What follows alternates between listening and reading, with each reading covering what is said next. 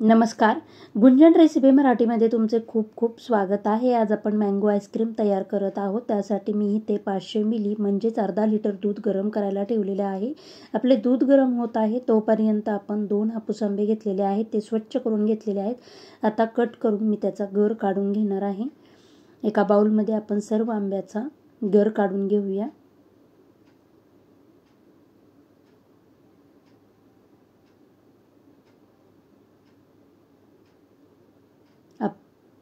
आपला सर्व आंब्याचा मी गर काढून घेतलेला आहे. दूध पण गरम आहे आपलं.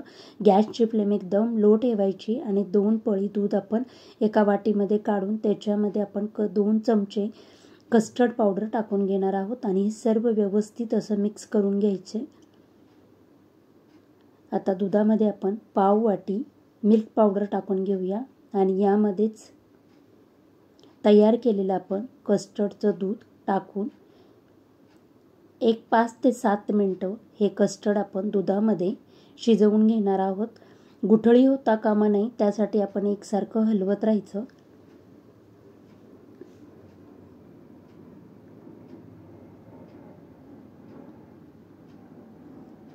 सर्व व्यवस्थित असं मिक्स झालं की यामध्येच मी आता पाववाटी साखर टाकून घेणार आहे आणि 1-2 मिनिटं आपण हे सर्व व्यवस्थित असं मिक्स करून घेऊया. तुम्ही पाहू शकता दूध आपलं छान असं घट्ट झालेलं आहे. आता गॅसची फ्लेम बंद करून मी हे पूर्णपणे थंड करून घेणार आहे.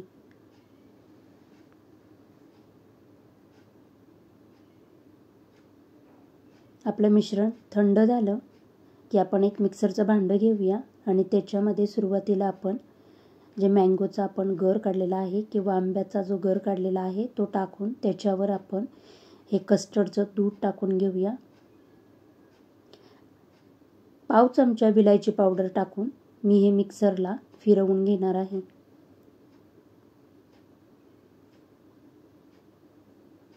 हे आईस्क्रीम तुम्ही असंही खाऊ शकता आणि जर तुम्हाला थंड हवं असेल तर आपण आता मी इथे 2 डबे घेतलेले आहेत त्याच्यामध्ये मी हे काढून घेणार आहे आणि घट्ट असं झाकण लावून 7 ते 8 तासासाठी मी हे फ्रीझरमध्ये ठेवणार आहे. जिथं आपण बर्फ तयार करतो त्या ठिकाणी हे ठेवायचं. 7 ते 8 तासानंतर तुम्ही पाहू शकता छान असं आपलं मँगो आईस्क्रीम तयार झालेला आहे. तुम्हाला जर माझे व्हिडिओ आवडत असतील तर प्लीज लाईक, शेअर, सबस्क्राईब करा.